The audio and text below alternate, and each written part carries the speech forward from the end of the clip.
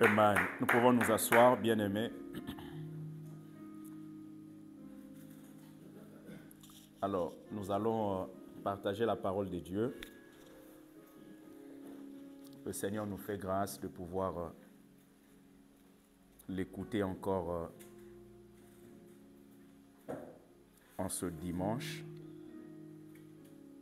C'est toujours une grâce de pouvoir se retrouver et de pouvoir écouter le Seigneur. Nous allons continuer dans le thème qu'on a commencé à aborder le dimanche passé. Éternel, le puzzle.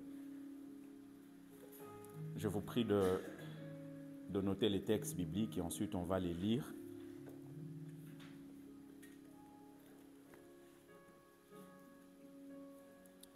Premièrement, nous allons lire dans Exode chapitre 3, du verset 13 au verset 14. Et deuxièmement, on va lire dans Genèse chapitre 22, du premier verset au verset 6. Et ensuite, on va terminer avec Matthieu chapitre 14, du verset 22 au verset 31.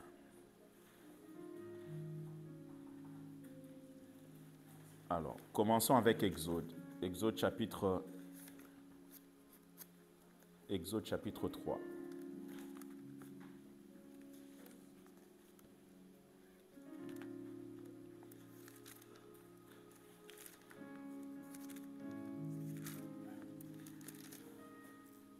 Exode chapitre 3 du verset 13 au verset 14.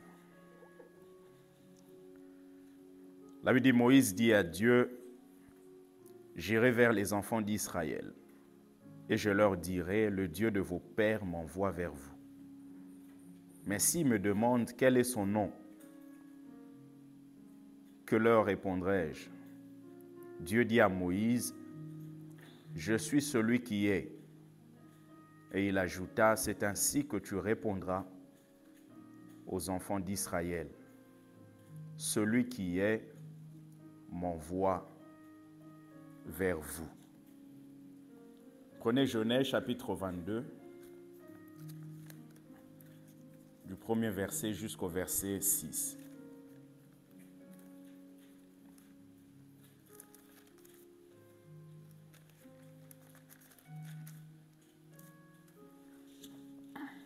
Genèse 22, du premier verset jusqu'au verset 6. La Bible dit, après ces choses, Dieu mit Abraham à l'épreuve et lui dit, Abraham, et il répondit, mais voici, Dieu dit, prends ton fils, ton unique, celui que tu aimes, Isaac, va-t'en au pays de Morija, et là offre-le en holocauste sur l'une des montagnes que je te dirai. Abraham se leva de bon matin, sella son âne et prit avec lui 2 serviteurs et son fils Isaac. Il fendit du bois pour l'holocauste et partit pour aller au lieu que Dieu lui avait dit. Le 3e jour, Abraham leva les yeux, vit le lieu de loin. Et Abraham dit à ses serviteurs, « Restez ici avec l'âne. Moi et le jeune homme, nous irons jusque-là pour adorer. Et nous reviendrons auprès de vous. » Abraham prit le bois pour l'holocauste, le chargea sur son fils Isaac et porta dans sa main le feu et le couteau. Et ils marchèrent tous deux ensemble. Alors Isaac, parlant à Abraham, son père, dit, « Mon père. » Il répondit, « Mais voici mon fils. » Isaac reprit, « Voici le feu et le bois, mais où est l'agneau pour l'holocauste? » Abraham répondit, « Mon fils, Dieu se pourvoira lui-même de l'agneau pour l'holocauste. » Et ils marchèrent tous deux ensemble. Prenez Matthieu chapitre 14, du verset 22 au verset 31. Matthieu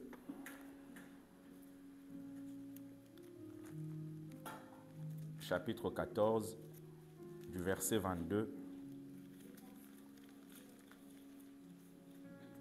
au verset 31.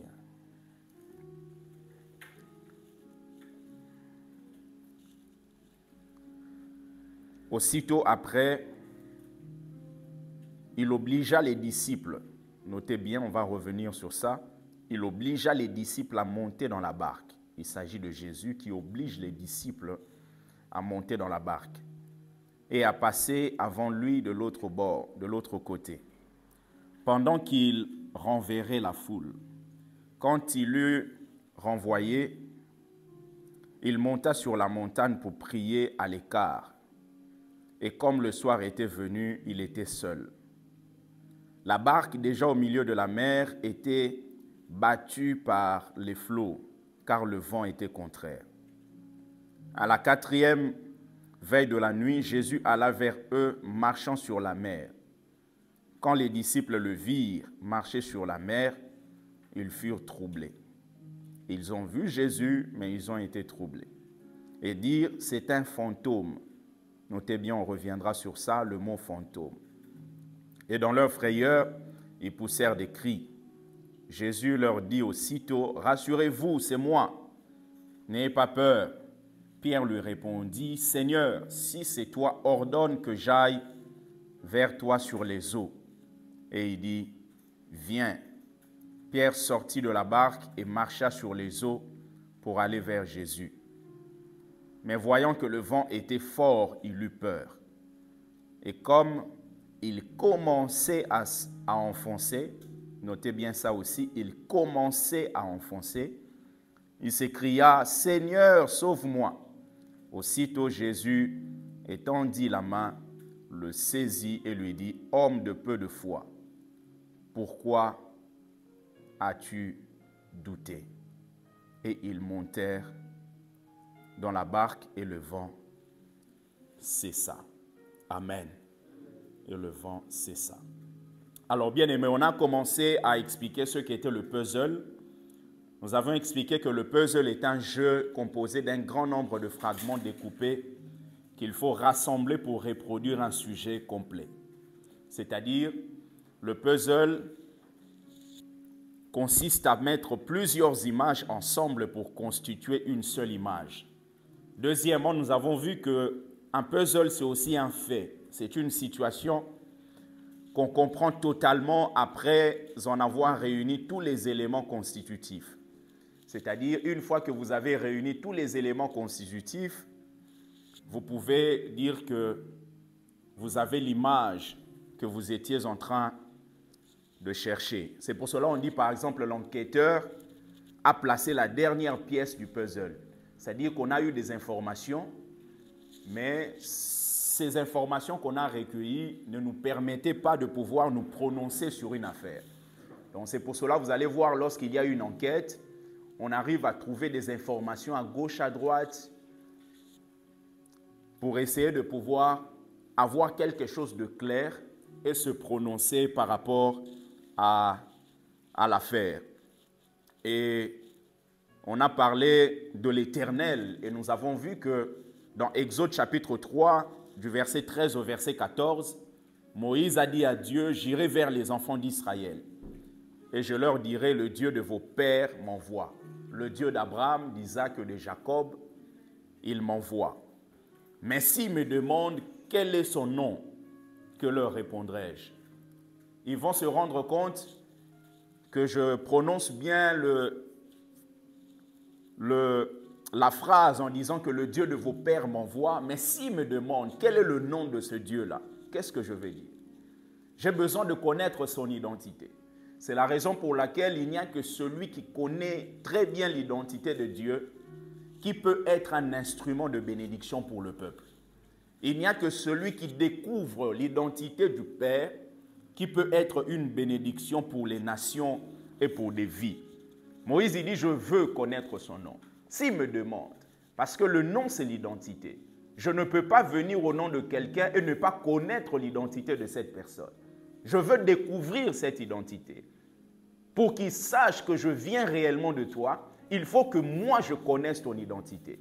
Lorsque vous connaissez l'identité de Dieu, vous êtes éligible pour être un instrument pour les nations.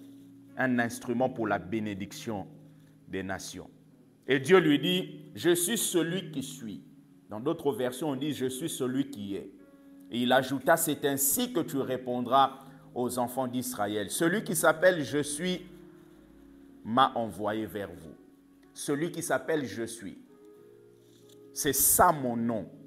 Et on a vu la fois passée que Je suis, c'est ce nom qui veut dire Yahweh. Et Yahweh, c'est le tétragramme de YHWH, qui veut dire celui qui est l'existant. Il est l'existant. Et on a vu que les enfants d'Israël ne citaient pas le nom de Dieu comme ça, parce qu'ils réalisaient l'importance et le côté sacré de ce nom. Hein? Ils ne citaient pas, ils n'écrivaient pas. D'ailleurs, c'est très difficile de pouvoir prononcer ça, YHWH. C'est la raison pour laquelle on a ajouté des voyelles pour essayer de prononcer ça. Mais c'est un nom que les enfants d'Israël ne prononçaient pas. C'est la raison pour laquelle, à la place, ils ont pris le nom Adonai, Adonai qui signifie Kurios ou Seigneur. Et à chaque fois que vous voyez dans l'Ancien Testament le mot Adonai, le mot Seigneur, c'est pour ne pas prononcer le nom de l'Éternel qui est Yahweh. Et on a vu la fois passée, lorsqu'on parle de Dieu, par exemple, lorsque Genèse commence en disant « au commencement Dieu », au commencement Elohim, le pluriel de Eloah, au commencement Dieu créa les cieux et la terre. Dieu, bien-aimé, fait toujours référence aux actes et à la puissance de Dieu. Lorsqu'on parle de Dieu, on voit toujours ses actes, on voit toujours sa puissance. Mais lorsqu'on parle de Yahweh, on parle de l'Éternel, on voit l'alliance. Il n'est pas éternel pour tout le monde. Il peut être Dieu pour tout le monde. Il y a des gens qui reconnaissent qu'il y a quelqu'un quelque part. Il y a des gens qui disent que non, ce n'est pas par hasard qu'il y a tout ça. Mais la découverte de la dimension de Yahweh, de l'Éternel, il faut avoir une alliance avec lui. C'est la raison pour laquelle il ne s'est pas présenté à n'importe qui. Il s'est présenté à Moïse qui avait une mission et qui avait une alliance avec lui pour aller libérer le peuple d'Israël. Les Hébreux bien-aimés utilisaient aussi d'autres noms. Et on a vu que le nom de Dieu, le nom que Dieu lui-même a annoncé, c'est Yahweh. C'est « Je suis l'existant ». Mais il y a d'autres noms que les Hébreux utilisaient, bien-aimés, pour pouvoir décrire sa nature, pour décrire le caractère de Dieu. C'est pour cela aujourd'hui on parle des noms de Dieu. On dit par exemple, comme on a vu la fois passée, El Elyon, le Dieu très haut. El Elyon, c'est le Dieu possesseur de toutes choses. Il est le Dieu grand. Et c'est ce Dieu-là qui s'est manifesté dans la vie d'Abraham. Rappelez-vous, Abraham est en train de rencontrer cet homme qu'on appelle Melchisédek. Et nous avions vu que Melchisédek, son nom est composé de deux mots. Vous avez Melchi qui veut dire roi, et vous avez Sédek qui veut dire justice. Il n'était pas seulement roi de justice, il était aussi roi de Salem. Salem, ça veut dire paix, ce qui nous donne shalom. C'est la raison pour laquelle vous avez des mots comme Jérusalem, Jérusalem. Salem, ça veut dire paix, c'est-à-dire la ville de paix, Jérusalem. Et lui, Melchisédek, on ne parle pas de lui plusieurs fois dans la Bible, on parle de lui peut-être 3, 4, pas plus de 5 fois, mais c'est un personnage très puissant. Un personnage très puissant parce qu'il représente le Christ. Jésus est venu incarnant la dimension du roi, mais aussi du sacrificateur. Hein, du sacrificateur. Et c'est ce que même nous sommes en train d'hériter comme richesse. Et cet homme, quand il se présente, Melchisédek, il vient voir Abraham, il donne à Abraham le pain et le vin. Le pain et le vin, nous avons vu la fois passée que le pain, c'est l'image du corps de Jésus, le sang, c'est l'image de son sang. Rappelez-vous, lorsque nous sommes... Le vin, c'est l'image de son sang. Rappelez-vous, lorsqu'on prend la Sainte Seine, Jésus l'a dit, faites ceci en mémoire de moi. Lorsque vous prenez mon corps, vous buvez mon sang.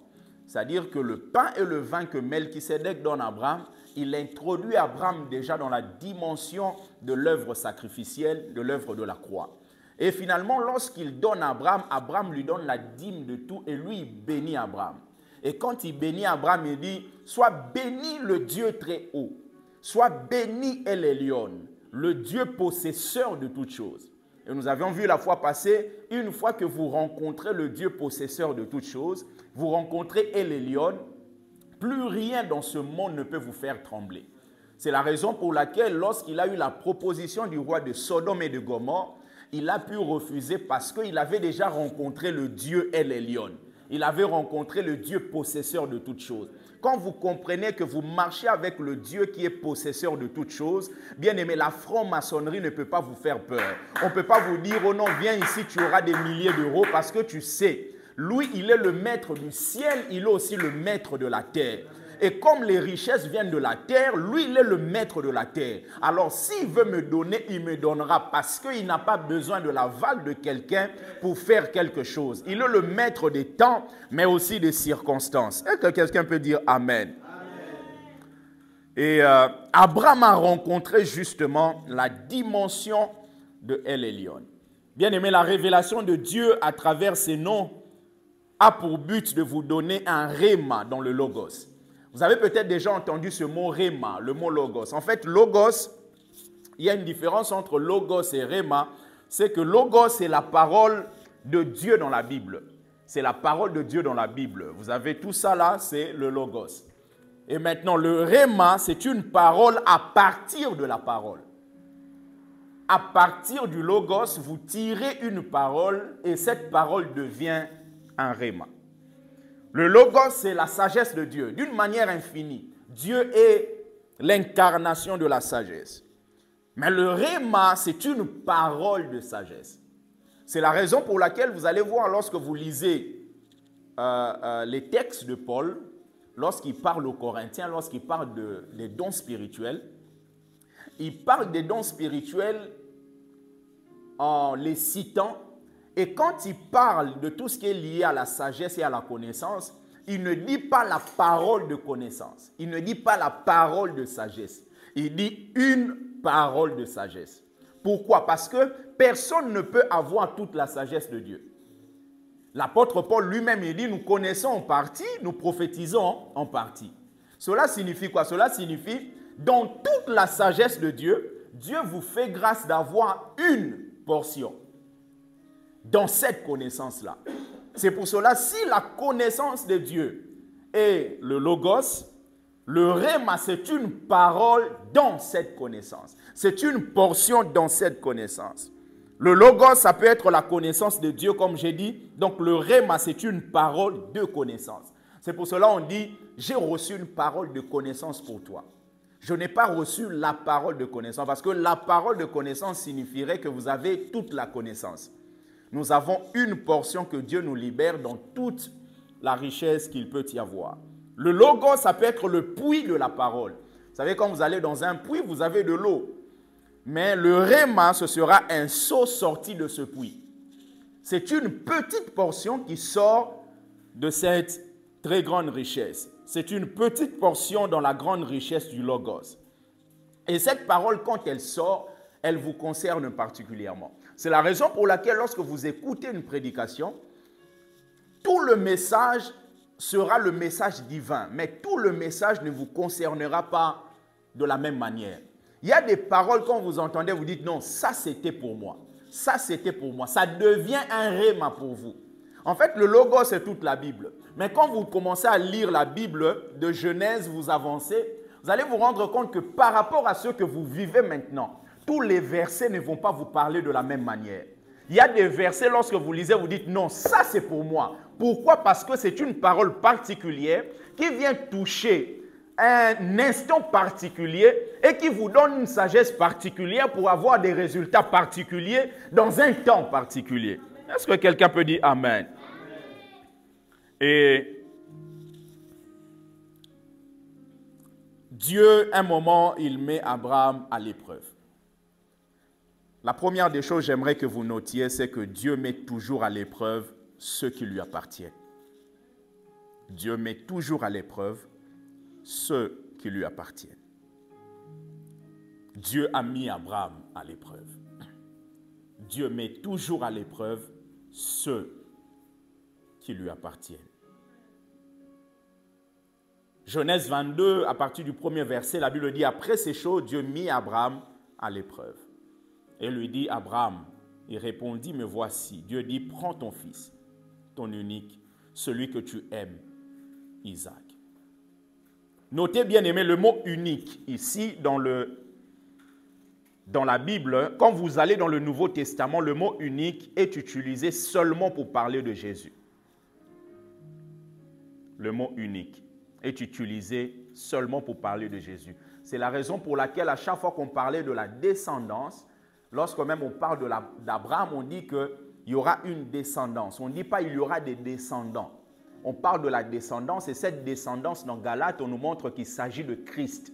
En fait, Isaac était juste l'ombre de ceux qui devaient se manifester plus tard. C'est la raison pour laquelle lorsqu'on parle du Fils unique, dans le Nouveau Testament, le mot unique, on l'a utilisé seulement pour parler de Jésus. Et lorsqu'on dit Jésus est le Fils unique du Père, il y a deux dimensions qui surgissent dans cette phrase. Deux dimensions qui surgissent. La première dimension, c'est la dimension de seul. La dimension de seul. Lorsqu'on dit Jésus est le Fils unique du Père, la première dimension, c'est la dimension de seul, c'est-à-dire seul en son genre. Il est seul en son genre. Seul en son genre. Et lorsque Dieu est en train de dire à Abraham, donne-moi ton fils unique, celui que tu aimes, il veut dire, donne-moi celui qui est seul en son genre. Bien-aimé, Dieu te demandera des choses, te demandera une chose qui est seule en son genre. Une chose que toi-même tu mets à part, quelque chose qui compte pour toi. Et la seconde dimension, notez bien aimé, c'est celle de l'unique. La première dimension, c'est la dimension de seul, mais la deuxième dimension, c'est la dimension de l'unique. C'est-à-dire qu'il n'y a aucun comme lui. Lorsque Dieu dit, donne-moi ton fils, ton unique, il veut dire, donne-moi celui-là qui n'a pas de semblable, qui n'est pas comparable. Donne-moi celui-là. Donne-moi celui-là. Et Dieu est toujours précis, bien-aimé, et honnête avec nous. Dieu est précis. Quand il parle à Abraham, il lui donne les détails. Il ne dit pas juste donne-moi, il dit donne-moi ton fils, ton unique, celui que tu aimes. Dieu est précis. Bien-aimé, en cette saison, il faudrait que vous décidiez de ne pas donner à Dieu des choses que vous n'aimez pas. Très souvent, nous donnons à Dieu des choses qu'on n'aime pas. Et vous allez voir quelqu'un, par exemple, avoir un tapis à la maison. Il a un chat, le chat fait tout ce qu'il faut sur le tapis et se rend compte que ça fait 3 ans que j'ai le tapis. Et à la fin, il dit, ok, je vais ramener ça à l'église. Pourquoi? Parce qu'on pense que ce que nous n'aimons pas, Dieu va apprécier. La Bible déclare que Dieu est plus grand que notre cœur. Si notre cœur nous condamne, Dieu est plus grand que notre cœur. Vous ne pouvez pas vous attendre, bien aimé, que Dieu puisse apprécier quelque chose que vous n'aimez plus. Il dit, donne-moi celui que tu aimes, pas celui que tu n'aimes pas. Une fois qu'une chose est catégorisée dans la liste de ceux que tu n'aimes plus, ne donne plus à Dieu. Décidez de donner à Dieu, bien aimé, ce qui compte pour vous. C'est ce que cet homme, David, avait fait. Il y avait un homme qui lui proposait une terre. Gratuitement, lui, il a dit non, je ne prendrai pas ça gratuitement. Parce que je ne veux pas donner à Dieu quelque chose qui ne me coûte rien. Je veux donner à Dieu quelque chose qui me coûte. Qui coûte. Et quelquefois, même des offrandes que nous faisons, même des offrandes spéciales, des actions de grâce, vous allez vous rendre compte que nous mettons des choses qui ne nous coûtent pas.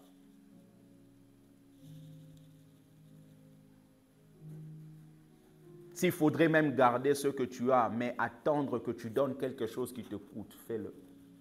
Quand ça te coûte, c'est en ce moment-là qu'il y a quelque chose qui se passe dans le domaine spirituel. Quelles sont les choses qui comptent vraiment pour nous? Je vais vous donner 3 choses, parce que Isaac comptait pour Abraham. Quelles sont les choses qui comptent vraiment pour nous? La première des choses, c'est notre corps. Vous allez vous rendre compte que votre corps compte beaucoup pour vous. Vous êtes très embêté lorsque votre corps ne fonctionne pas bien. Lorsque une maladie attaque votre corps. puisque vous manquez de force, vous manquez d'énergie. Vous n'êtes pas bien. Vous sentez qu'il y a quelque chose. Vous êtes limité. Pourquoi? Parce que votre corps compte pour vous. Apprenez, bien-aimés, à disposer cette force du corps pour Dieu et pour son œuvre. Disposez ça pour Dieu. Regardez comment vous prenez soin de votre corps. Pourquoi vous prenez soin de votre corps? Parce que votre corps compte pour vous.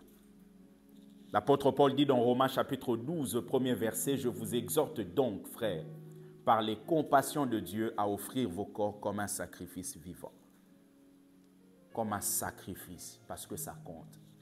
Un sacrifice qui est agréé aux yeux de Dieu, c'est un sacrifice qui nous coûte. Et le corps compte pour nous. C'est pour cela que c'est un élément essentiel pour pouvoir donner à Dieu. La deuxième des choses, quelles sont les choses qui comptent pour nous? La deuxième des choses, c'est votre temps. Notre temps. Le temps compte pour vous. Le temps compte pour nous. La meilleure expression de l'amour bien-aimé, c'est le temps. L'importance que nous accordons aux choses bien-aimées se mesure au temps que nous leur accordons. Plus une chose est importante, plus vous accordez beaucoup de temps. Plus vous passez du temps sur une chose, plus vous dites que la chose compte vraiment pour vous. Et même dans votre vie, à la fin de cette année, début 2024, bien-aimés, si vous voulez connaître les priorités de votre vie, regardez ce que vous faites de votre temps. En 2024, ajustez vos priorités. Ajustons, bien-aimés, nos priorités. Vous pouvez gagner beaucoup plus d'argent, mais vous n'allez jamais augmenter votre temps. Personne ne peut dire qu'aujourd'hui, je décide d'avoir 27 heures par jour. Personne. Nous avons tous 24 heures. Et vous allez vous rendre compte que le temps, c'est votre vie. Le plus grand cadeau que vous puissiez offrir à quelqu'un, bien-aimé, c'est votre temps. C'est votre temps. Vous ne pouvez pas aller loin avec Dieu si vous lui accordez, bien-aimé, les miettes de votre temps. Vous ne grandirez pas spirituellement si, bien-aimé, vous accordez aux choses de Dieu les miettes de votre temps.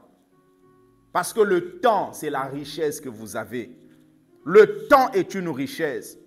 C'est pour ça que vous allez voir un père peut donner tous les biens à ses enfants. Mais s'il n'est jamais là, les fils vont continuer, les enfants vont continuer à réclamer quelque chose. Pourquoi? Parce que donner du temps, c'est donner une partie de vous-même. C'est pour ça que vous allez voir une femme va dire, mais tu me donnes ça, mais tu n'es jamais là. Un mari peut dire à sa femme, tu fais ça, mais tu n'es jamais là. Un ami peut dire, mais à chaque fois que c'est mon anniversaire, tu envoies quelque chose, mais tu n'es jamais présent. Pourquoi? Parce que le temps, c'est une partie de nous.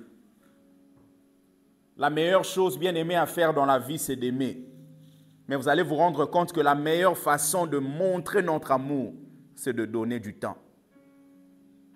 Et le meilleur moment de le faire, c'est maintenant. C'est maintenant. Votre temps fait partie de vous, fait partie de votre vie, fait partie de ce que vous êtes, fait partie de ce que vous représentez. Il a dit, donne-moi ton fils, ton unique, celui que tu aimes, celui qui compte pour toi. Ne me donne pas un superflu, ne me donne pas quelque chose juste pour te débarrasser de ça. Quelquefois, nous donnons à Dieu des choses simplement parce que nous voulons nous débarrasser de ça. Nous voulons nous débarrasser de certaines choses et nous pensons que Dieu va agréer cela. La troisième des choses qui compte pour nous, au-delà de notre corps, de notre temps, bien-aimé, c'est notre argent. Notre argent compte pour nous. Compte pour nous. Ne dépensez pas votre argent pour des choses qui vous éloignent de Dieu. Investissez dans des valeurs divines, dans la construction de votre vie, de votre famille. Construisez, investissez dans l'œuvre de Dieu. Et la Bible déclare que lorsque Dieu met Abraham à l'épreuve, regardez bien aimé la réaction d'Abraham. Genèse chapitre 22, le verset 3. Ça veut dire Abraham se leva de bon matin. Abraham n'a pas attendu. Dès le bon matin, Abraham s'est levé. Souvent, nous sommes lents à agir. C'est pour cela que certaines choses bien-aimées persistent dans nos vies. Nous sommes lents à réagir. Nous sommes lents à faire. Nous traînons les pieds. C'est pour cela que certaines choses bien-aimées continuent. Abraham a entendu Dieu. Il s'est dit que dès le matin, il s'est levé. Il a pris ses affaires. Il est parti. Il est parti pour obéir à ce que Dieu avait dit. Dès le matin, il s'est levé. Et Dieu avait donné des détails. Il a dit, tu vas à l'une des montagnes, à Morija. Morija, le mot Morija signifie l'Éternel est l'enseignant. L'Éternel est l'enseignant. Parce que là-bas, Dieu voulait enseigner quelque chose à Abraham. Bien-aimé, en 2024, à la fin de cette année, Dieu ne t'emmènera pas dans des endroits par hasard. Il t'emmènera pour t'enseigner certaines choses. Il y a même des relations qu'on peut avoir avec des amis. Tu as un ami, tu réalises la manière dont cette relation est brisée.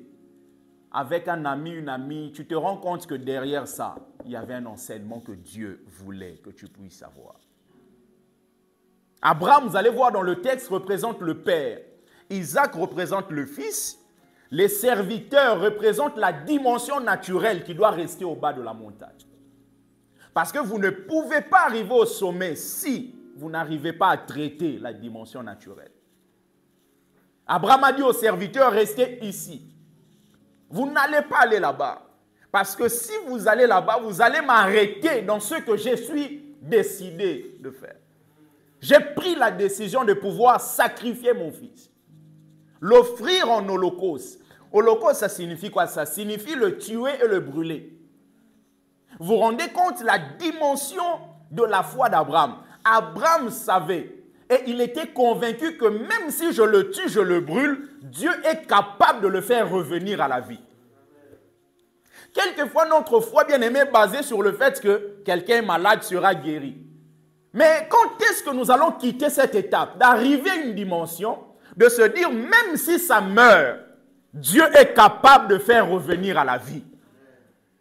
Dieu est capable de faire revenir cela à la vie. Et le feu représente le Saint-Esprit. Vous avez le Père, vous avez le Fils, vous avez le feu, le Saint-Esprit, et vous avez les serviteurs qui représentent la dimension naturelle. Lorsqu'Abraham prend le fils, ils vont. Le fils pose la question, il dit, mais père, je vois le couteau, où est l'agneau? Il dit, le Père pourvoira, l'Éternel pourvoira. Et le fils n'a plus rien dit, ils sont partis. Quand ils arrivent au sommet de la montagne, Abraham se prépare à faire ce qu'il devait faire. Et c'est là que Dieu intervient. Et vous allez voir dans le texte, pendant que Abraham se prépare à pouvoir sacrifier son fils, de l'autre côté, il y a un homme qu'on appelle Bethuel. Il était en train de mettre au monde celle qu'on appelle Rebecca. Rebecca, c'est qui? Rebecca, c'est une femme qui devait rendre effective la promesse que Dieu avait donnée à Abraham qui devait se réaliser dans la vie d'Isaac. Cela signifie quoi? Cela signifie, pendant que tu seras en train de pouvoir obéir à ce que Dieu te dit, de l'autre côté, Dieu pourvoira afin que les promesses qui sont sur ta vie puissent se réaliser. Est-ce que quelqu'un peut dire Amen? Puisse se réaliser. Pendant que lui il cherche à sacrifier Isaac, Bethuel est en train de mettre au monde. On va lire ça. Genèse 22. Kémy, prends ça, tu vas lire.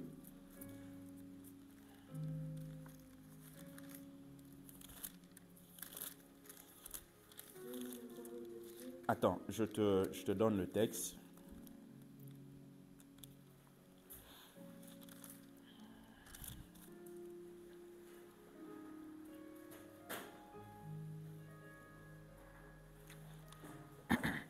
Tu lis à partir du verset 20, Genèse 22. Tu lis à partir du verset 20 jusqu'au verset 24, s'il te plaît. Jusqu'au verset 24. Après ces choses, Mhm. on fit à Abraham un rapport Mhm. disant, voici, Milca a aussi enfanté des fils à Nachor, Oui. ton frère. Mhm. Ton frère, Hut, son premier-né, Mhm. Buzz, son frère, Kemuel, père d'Abraham, Mhm. Kézet, Azo, Pildash, Gidal, Laf et Bethuel. Mhm. Bethuel Mhm. a engendré Rebecca. Très bien.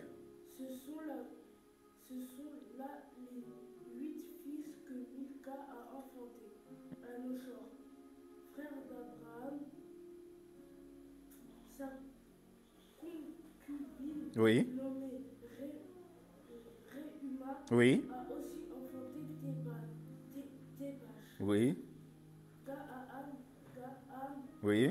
Tahash Oui. et Maaka. Merci beaucoup. Merci beaucoup. C'est pas évident avec tous les noms.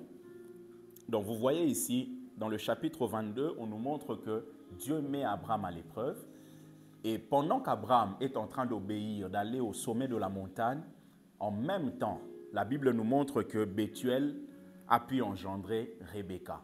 Et Rebecca, c'est qui? Rebecca, c'est la femme qui est destinée pour Isaac. C'est-à-dire que pendant que Abraham est en train de vouloir sacrifier Isaac, Dieu est en train de pourvoir à tous ses descendants qu'il a promis à Abraham. Parce que les descendants ne peuvent pas arriver aussi longtemps que Isaac n'est pas marié. Il faut que Isaac se marie, mais le problème c'est que pendant que Isaac on cherche à sacrifier, Abraham fait l'acte, de l'autre côté Bethuel met au monde. Pendant que tu seras en train d'obéir à Dieu, Dieu te dit quelque chose.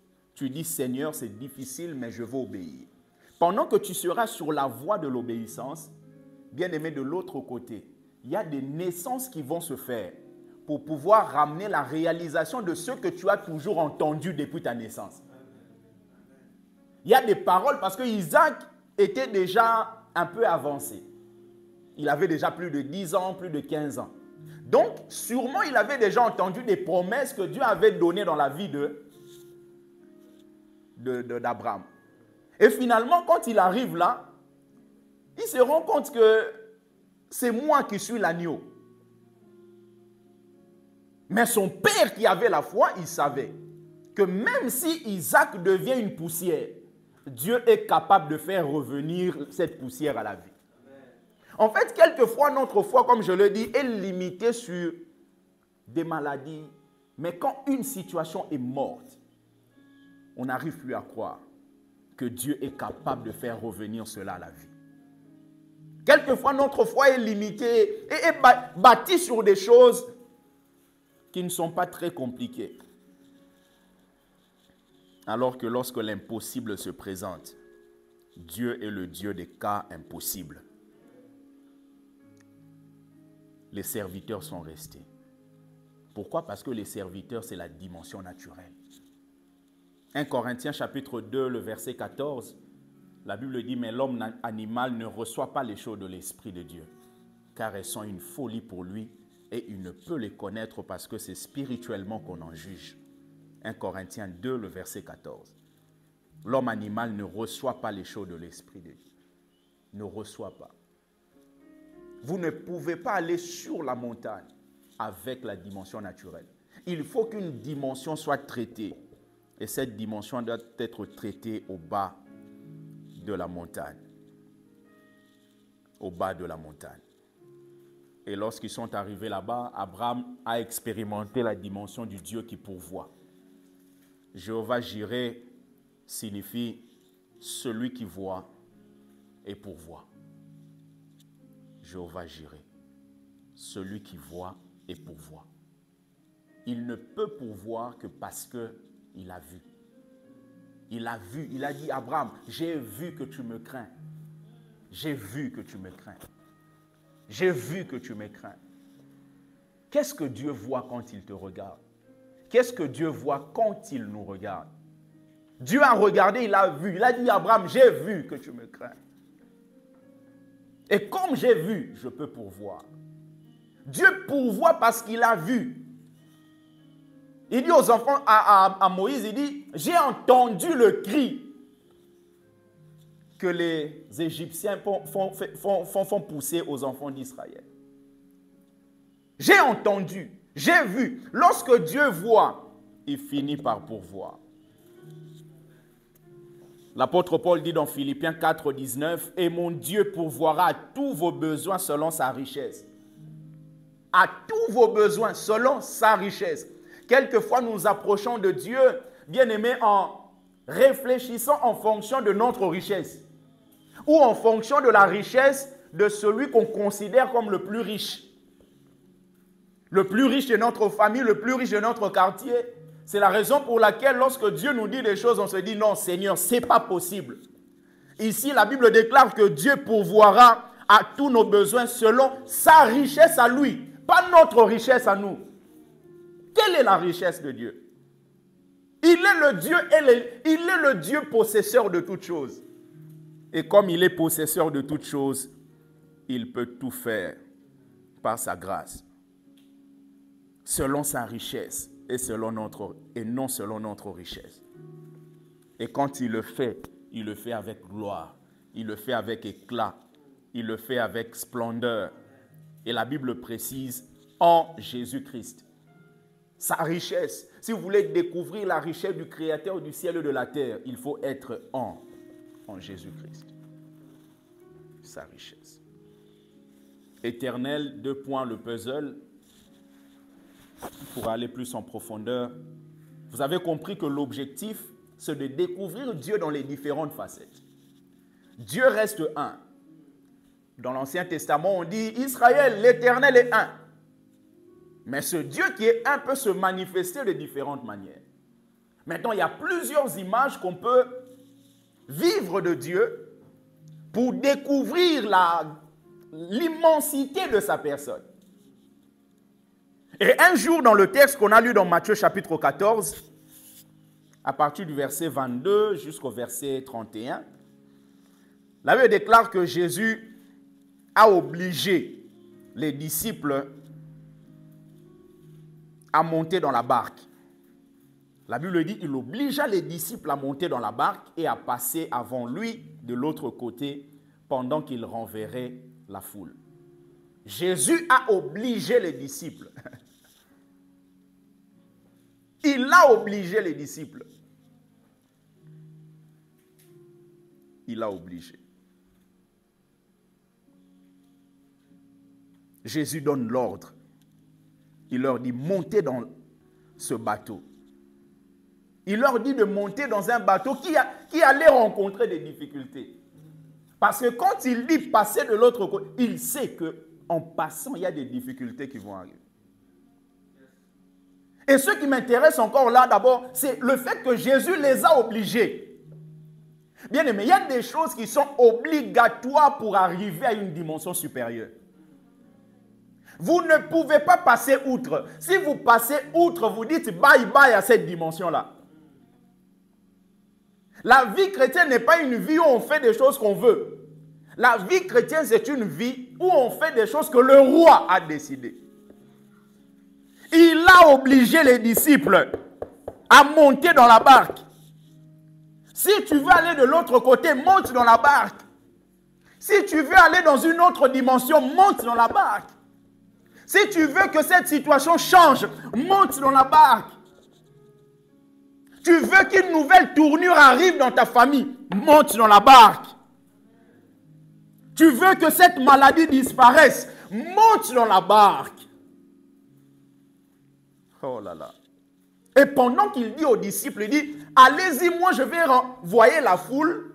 Et la Bible déclare que quand il a fini de renvoyer la foule, il allait sur la montagne. En allant sur la montagne, il allait au-dessus de quoi? au-dessus de ce que le disciple allait rencontrer. Ils ont pris le bateau sans commencer à partir.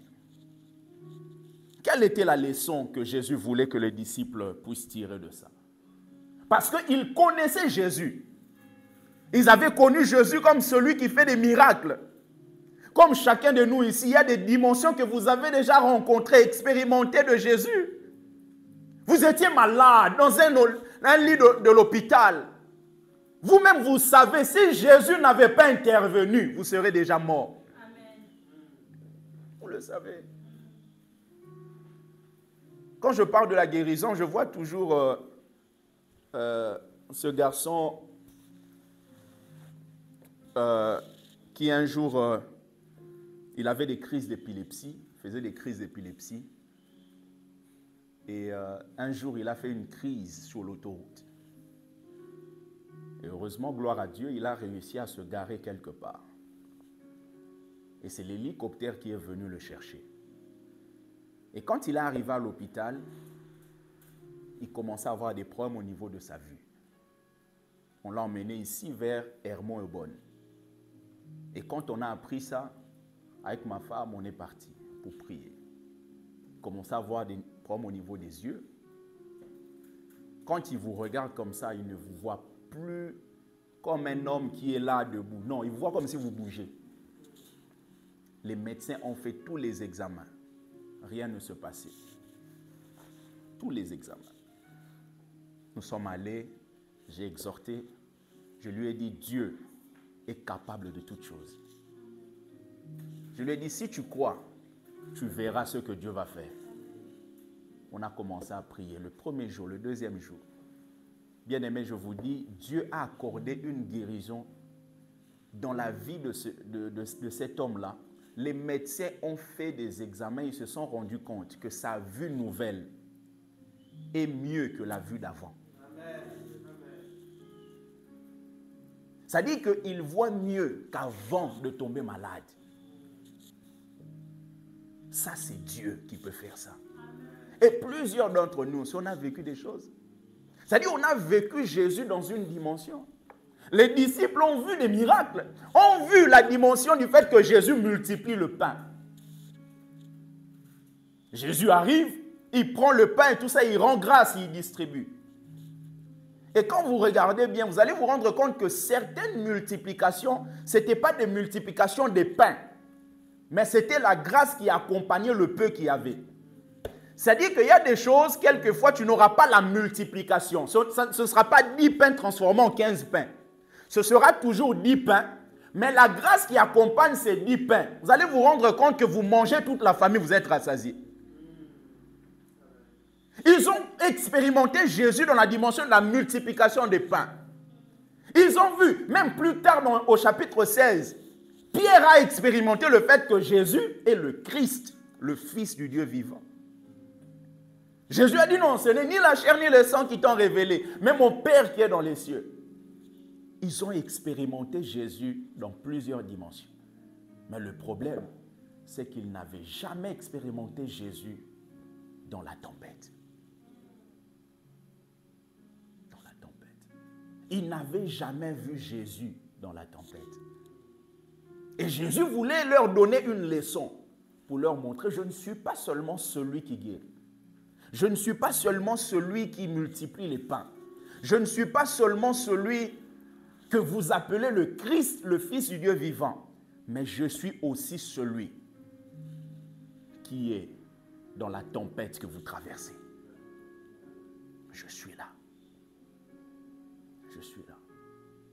Pourquoi? Parce que très souvent dans la tempête, on fait comme les disciples. On appelle Jésus un fantôme. Malgré leur connaissance, ils avaient du mal à reconnaître Jésus dans la tempête. Malgré leur connaissance, ils avaient du mal. C'est ici le problème que nous avons, plusieurs d'entre nous. On a du mal à reconnaître Jésus dans la tempête. C'est lui qui a dit monter dans la barque et passer de l'autre côté. Et quelquefois on s'est dit, mais pourquoi tant de difficultés? Comment je peux vivre beaucoup de difficultés comme ça dans une mission divine? Une mission, c'est quoi? C'est-à-dire, on vous dit, tu es ici, je t'invite à aller à Paris pour une mission pendant 2 semaines. Jésus lui-même oblige les disciples de quitter là où ils étaient, d'aller de l'autre côté. Donc, il les envoie en mission. Mais maintenant, Jésus, comment se fait-il que nous sommes dans une mission divine et que la tempête arrive?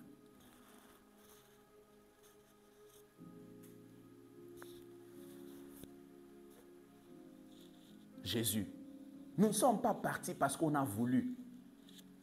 Ce n'est pas le fruit de nos pensées. Mais c'est ta volonté. C'est toi qui nous as obligés de quitter ici, d'aller là-bas. Jésus, on n'a pas entendu la voix de notre oncle. C'est toi, Jésus, qui a dit, quittez ici, allez de l'autre côté. Mais pourquoi la tempête arrive?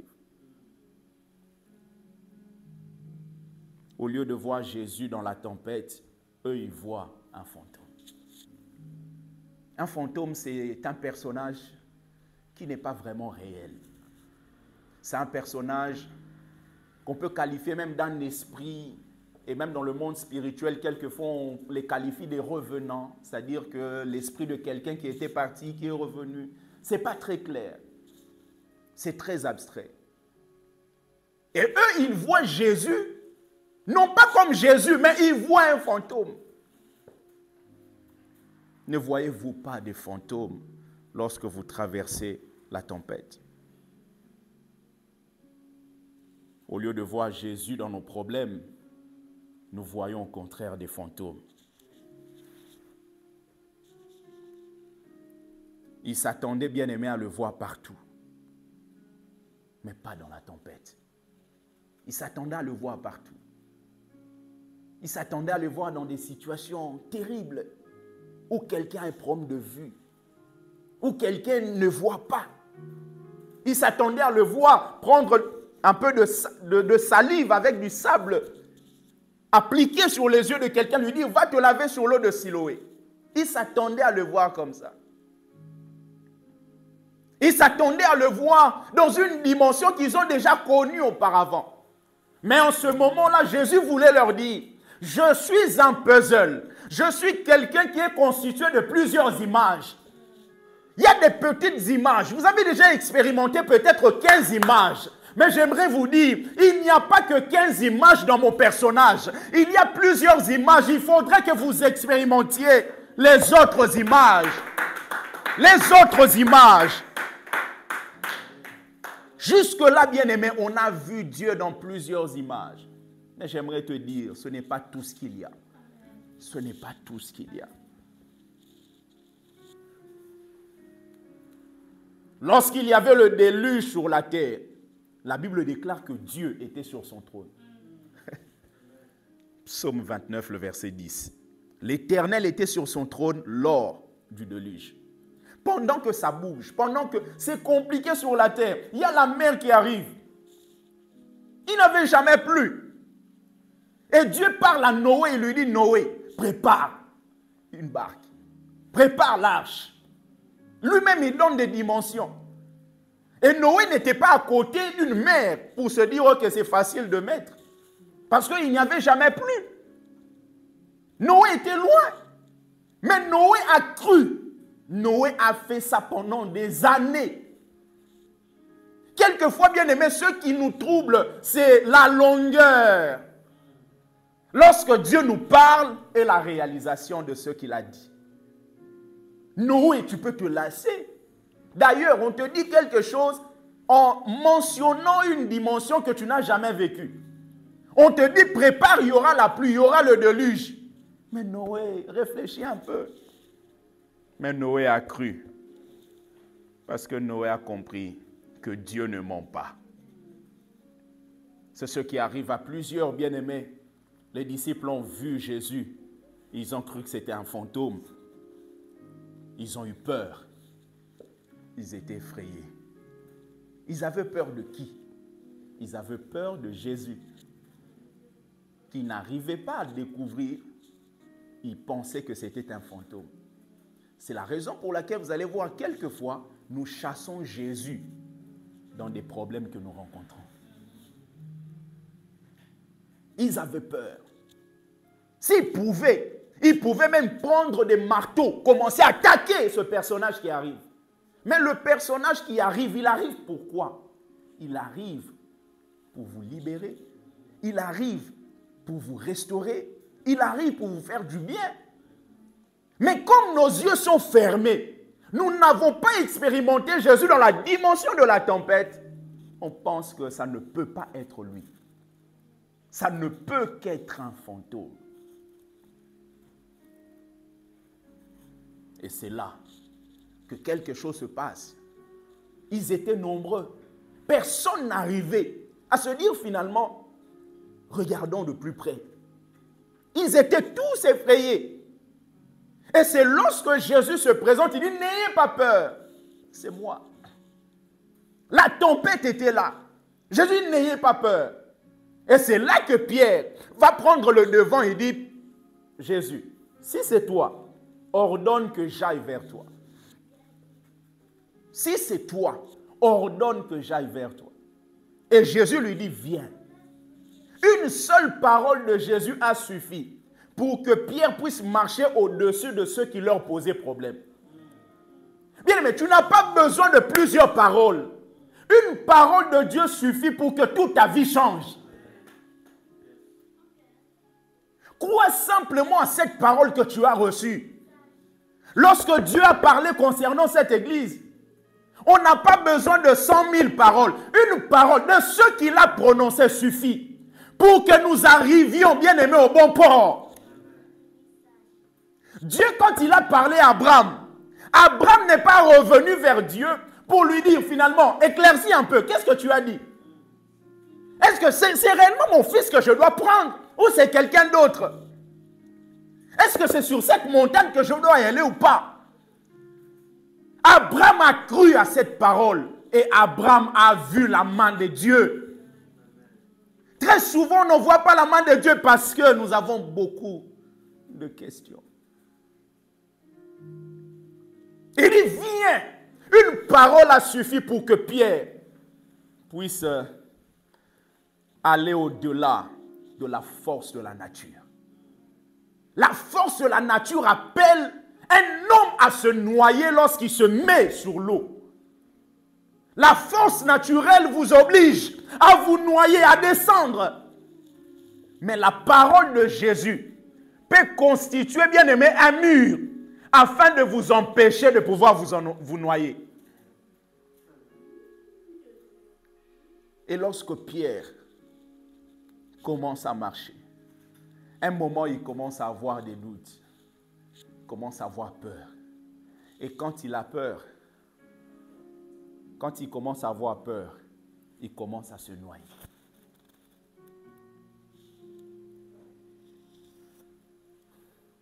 Regardez avec moi le verset 30 de Matthieu chapitre 14.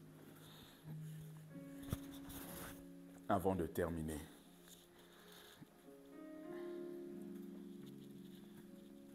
Matthieu 14, verset 30, la Bible dit, mais voyant que le vent était fort, il eut peur. Et comme il commençait à enfoncer, il a juste commencé. J'aimerais vous dire, bien-aimés, Dieu ne vous laissera pas que vous puissiez couler. Il a juste commencé. Il a juste commencé. Il commença à enfoncer. Il s'écria, Seigneur, sauve-moi. Et la Bible dit, aussitôt, Jésus n'a pas attendu que Pierre se retrouve en train de... Jésus, aussitôt, parce qu'il ne permettra pas, quelles que soient les failles, les difficultés, les doutes, bien aimé, j'aimerais te dire, lorsque tu cries à lui, il viendra à temps. Il ne te laissera jamais. Il ne laissera jamais ta famille. Il ne peut jamais laisser cette église comme ça, bien aimé, s'enfoncer jour après jour. Lorsqu'il a commencé, il a crié à Jésus. Et Jésus, la Bible dit, aussitôt. Jésus étendit la main et le saisit. Je prie Dieu que Dieu saisisse ta famille, que Dieu saisisse ta vie.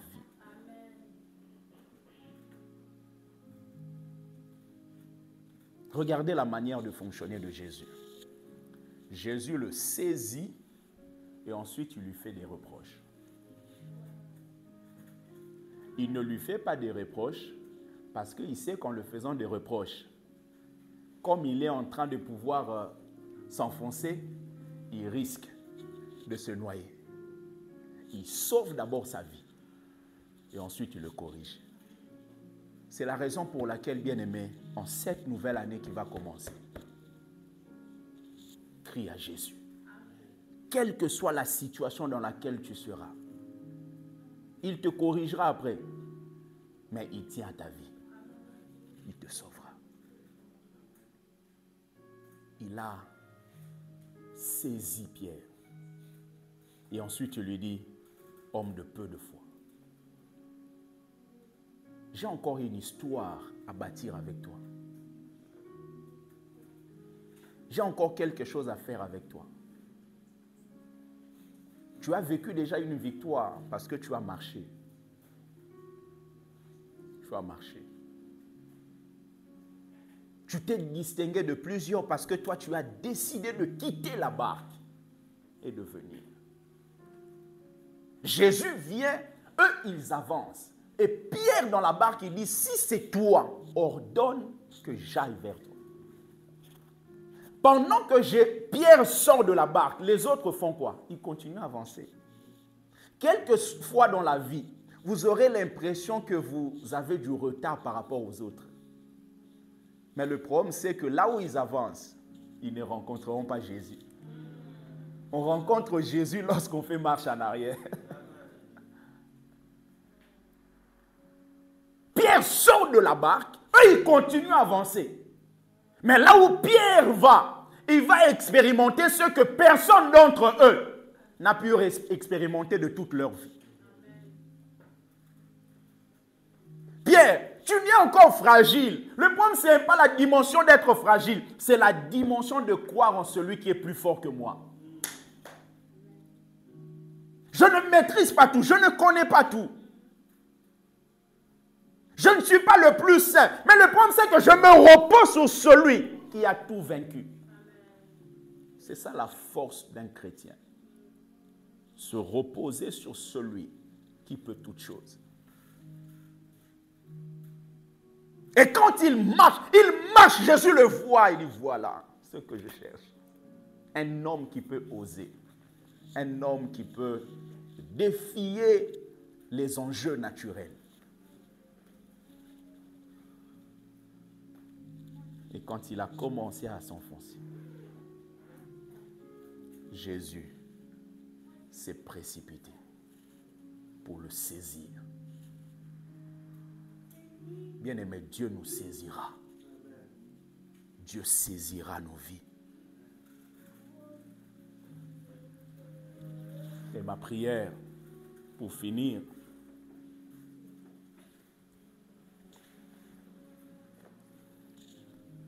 qu'en cette nouvelle année qui va commencer bientôt, bien-aimé, que tu puisses expérimenter Dieu dans d'autres dimensions. Amen. Tu puisses expérimenter Dieu dans d'autres aspects.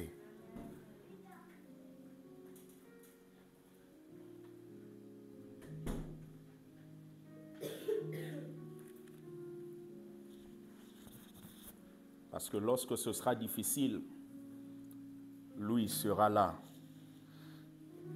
Rappelez-vous, lorsque Jésus portait la croix, un moment c'était dur, c'était difficile. Et la Bible déclare que ils ont rencontré un homme qu'on appelle Simon, un homme de Cyrène, dans Matthieu chapitre 27. Et ils ont forcé cet homme à porter la croix de Jésus. Ils l'ont forcé. C'était dur. La présence de Simon ici n'était pas un hasard. Il était programmé, bien-aimé, pour nous enseigner quelque chose. Il était programmé pour nous enseigner quelque chose. Pendant que c'est dur. Parce que le but de la croix, c'est de nous emmener à réaliser nos limites. Arriver jusqu'à un point où tu sais que non, je n'arriverai plus. Et c'est en ce moment-là que tu crieras. Et tu vas rencontrer le Simon de Cyrène, pour nous qui est Jésus-Christ de Nazareth. Jésus a déposé sa croix. Et un Simon est venu. Un Simon s'est présenté. J'aimerais te dire que pour toi, le Sauveur se présentera. Il se présentera. C'était dur, compliqué, mais il a réalisé que il y a quelqu'un d'autre qui viendra. Porter sa croix, bien-aimé, peut-être vous entendez ce terme très souvent, signifie arriver jusqu'au point où vous touchez le fond. Et là, vous réalisez votre faiblesse. Et quand vous criez à Jésus, et lui vient pour porter pour vous. Tu es censé porter ta croix. Et lorsque lui portera, ce sera toujours ta croix, mais c'est lui qui portera à ta place. C'est lui qui portera à ta place. Vous savez, dans des sociétés, lorsque on vous donne un identifiant avec un mot de passe, par exemple, vous faites tout ce qui est gestion, quand vous êtes dans la gestion, vous traitez des dossiers, vous allez voir que si le frère Jason est très expérimenté pour traiter, par exemple, les dossiers qu'on m'a transférés, je peux l'appeler pour venir traiter des dossiers sur mon ordinateur. Pendant qu'il fera traiter les dossiers sur mon ordinateur, tout ce qu'il fait, ce sera en mon compte. Bien que c'est lui qui fait. Il le fait et eux, ils verront que c'est moi qui ai fait. En fait, Jésus, quand on arrive au fond, quand on se rend compte qu'on ne peut plus avancer avec notre force, on est limité, c'est trop dur, on l'appelle, il viendra porter notre croix. Ce sera toujours notre croix, mais c'est lui qui va porter à notre place. C'est lui qui va porter à notre place. Ce qui fait que pendant qu'il va traiter les dossiers, on dira, Pasteur Rodin a traité 50 dossiers. Ils ne diront pas que Jason a traité 50 dossiers. Parce que ça reste toujours mon ordinateur. Mais il y a quelqu'un d'autre qui opère à ma place. La croix sera toujours ta croix. Mais quand tu réalises que tu es au fond, lui, il porte pour toi. C'est toujours ta croix. Mais lui te permet d'avoir la victoire. Que Dieu vous bénisse.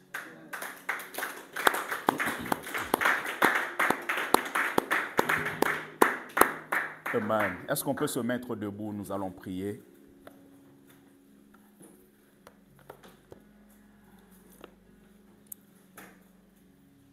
Jusque-là, je ne sais pas dans quelles sont les dimensions que tu as déjà expérimentées de Dieu. Mais j'aimerais te dire que tout au long de l'année 2024, la tempête se présentera. La tempête se présentera. Alors dis à Dieu, Seigneur, je veux te reconnaître dans les tempêtes. Je veux te reconnaître. Je ne veux pas dire comme les disciples, t'appeler un fantôme. La tempête viendra peut-être dans le mariage, viendra peut-être dans tes affaires, viendra peut-être dans la gestion de tes business, viendra peut-être au niveau de tes études, au niveau de ta famille. La tempête viendra au niveau des relations que tu as avec les autres. J'aimerais vraiment qu'on prie Dieu, même 2-3 minutes, que tu dises à Dieu, Seigneur, apprends-moi à te reconnaître dans la tempête. Prions au nom de Jésus. Seigneur Dieu fidèle,